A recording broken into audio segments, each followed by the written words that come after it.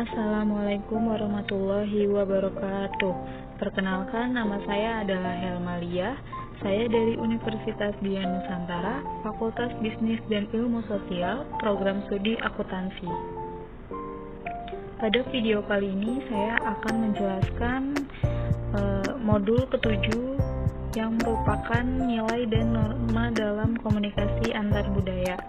Mata kuliah Komunikasi Lintas Budaya yang diampu oleh dosen Bapak Laode Muhammad Nikmat Z, SE, MSI. Adapun materi yang akan saya jelaskan yaitu mengenai nilai sosial yang mencangkup definisi nilai sosial menurut ahli, fungsi dan peran nilai sosial, jenis-jenis dan masalah pokok nilai sosial, dan yang terakhir adalah ciri-ciri nilai sosial.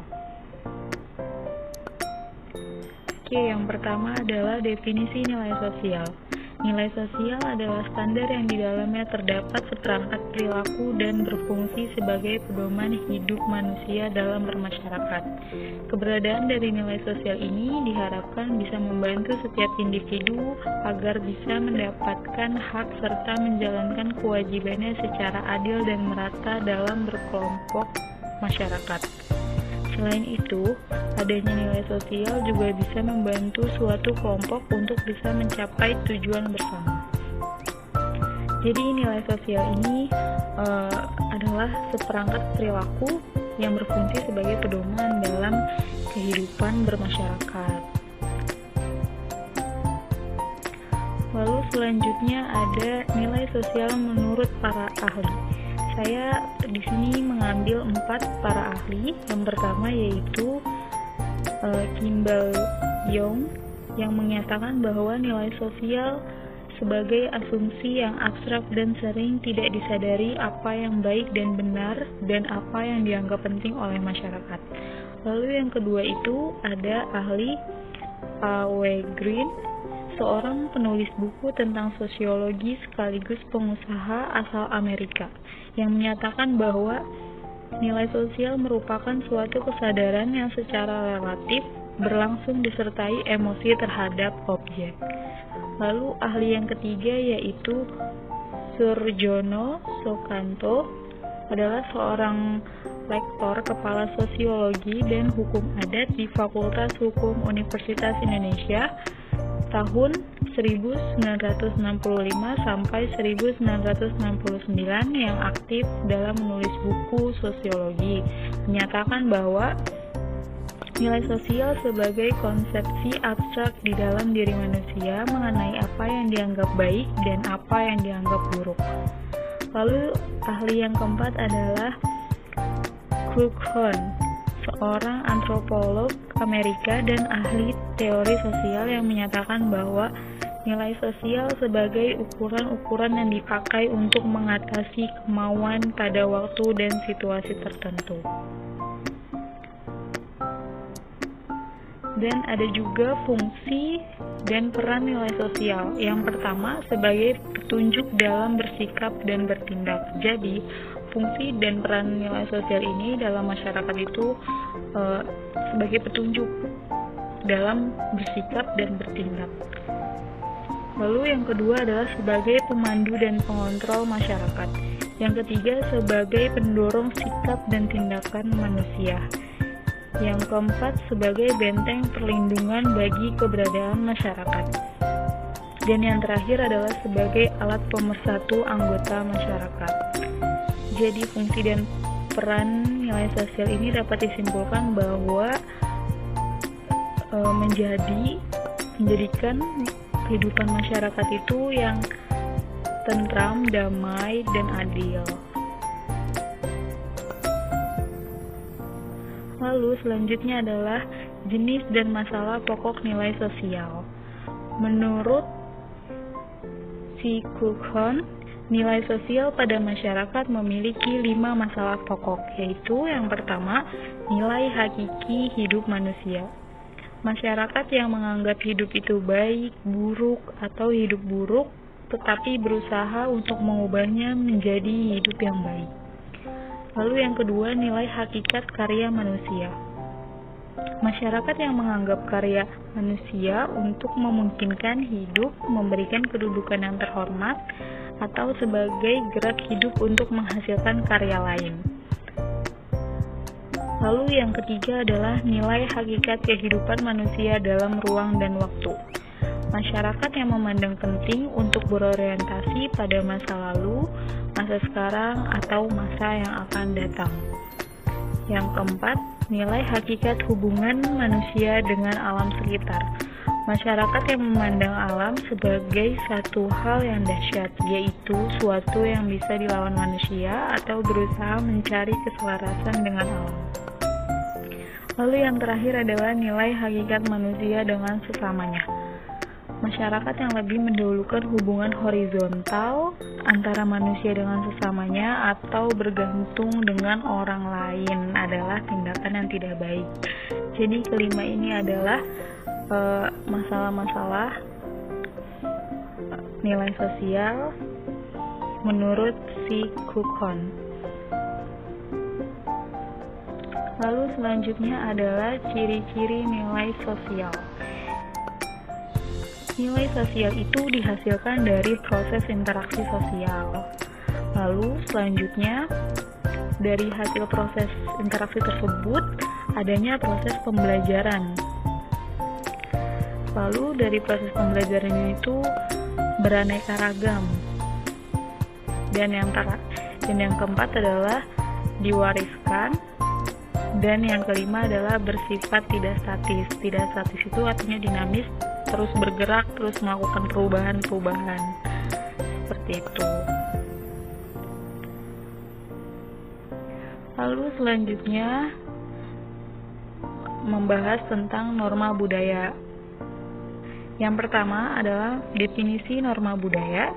Yang kedua, perubahan sosial budaya. Lalu yang ketiga, klasifikasi norma berdasarkan daya pengikatnya. Lalu yang terakhir, klasifikasi norma berdasarkan daya sumbernya. Definisi norma budaya. Norma budaya adalah sebuah cara hidup yang dijadikan bertambah sempurna dan dipunyai bersama oleh sebuah golongan orang dan diwariskan dari generasi ke generasi. Norma budaya terbentuk dari jumlah unsur yang berbelit, termasuk sistem agama dan politik, budaya, bahasa, perkakas, pakaian, konstruksi, dan karya seni. Jadi norma budaya adalah norma yang ada dalam setiap budaya yang dipunyai oleh suatu golongan dan diwariskan dari generasi ke generasi.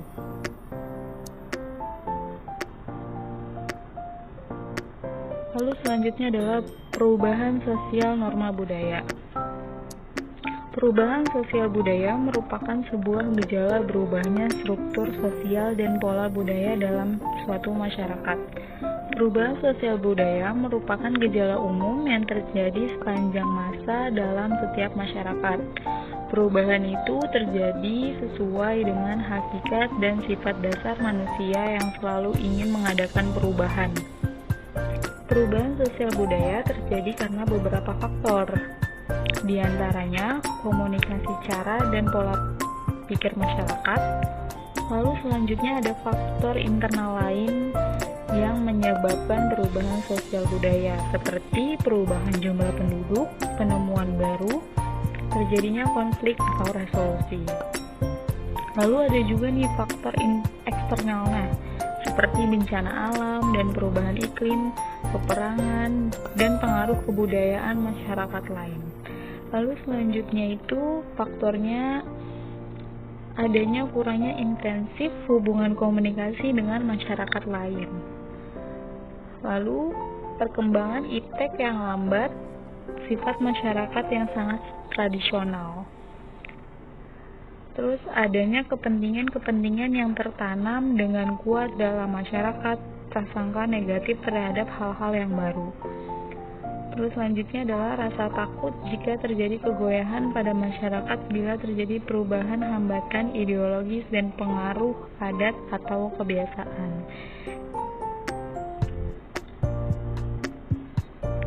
Selanjutnya adalah klasifikasi norma berdasarkan daya pengikatnya. Yang pertama itu ada cara.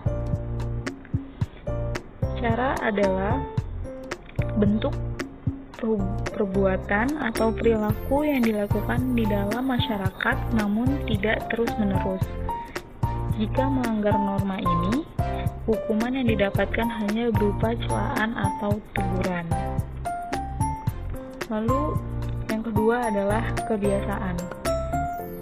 Perbuatan yang dilakukan secara berulang-ulang dalam bentuk yang sama dan secara sadar sehingga perbuatan ini dianggap baik oleh masyarakat. Contohnya, pemberian ampau di hari raya Imlek. Lalu selain itu juga seperti kayak perayaan tahun baru yang sudah menjadi kebiasaan atau budaya dalam masyarakat tersebut.